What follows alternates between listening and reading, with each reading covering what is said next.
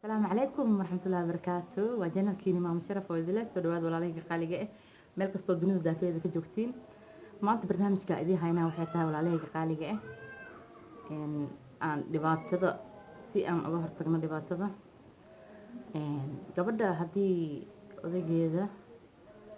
wax walba oo bilaadanka labada qof oo isla joogto reeraha dhaqmaya u jeedin horta laba qof kuma wada dhaqmaysa hal qof buu ku dhaqmayaa ama ninka ku dhaqmayaa ama naagta ku dhaqmayaa gurigaas oo ku taagan yahay sababtoo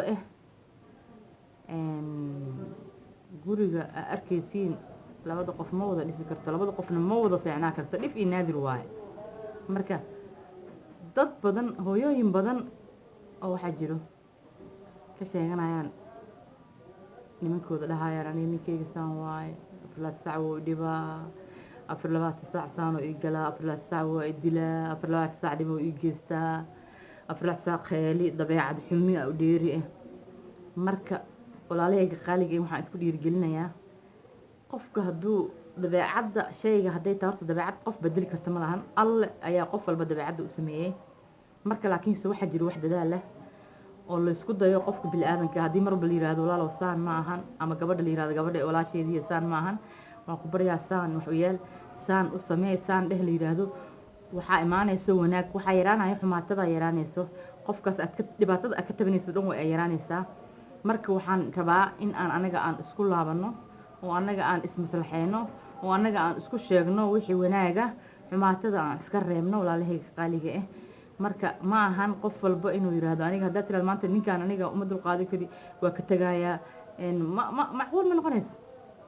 ninkaaga shalay adiga aabbaha iyo hooyada kasoo aamintay kasoo raacday guriga aabbaha hooyada uga soo tagtay marka maadaama guriga aa imaada iska adkayso walaashay iskana sabarka haddaad badisid miraheedaa guranaysaa walaasheedii walaalkeygii oo adigana sabar haddii aad sabartid sabarkaas mirihiisa ayaa guranaysaa marka waxaan rabaa walaalahayga qaaliga in laysku sabro dhibaatadana layska dhaafo aan iska dhaafno dhibaatada anaga dhan aan iska dhaafno dhiboo dhan aan iska dhaafno wanaagga aan ku dhaqanno anaga dhan walaalahayga qaaliga marka saasaan isku baraarujinayaa walaalahayga qaaliga inaan iswalaashano iswanaajino xumaatada iska dhaafno ayaan rabnaa walaalahayga qaaliga dad fiican sidaan u noqono anigana noo roon tahay marka saasaa aan noo balane haddii aad janalkayga ku cusub tahay subscribe dheh laagna ii saar ii sheer garee commentina ka bixi barnaamijka waa mahadsantaha daawashada ay daawatiin asalaamu calaykum waraxmatullahi wabarakaatu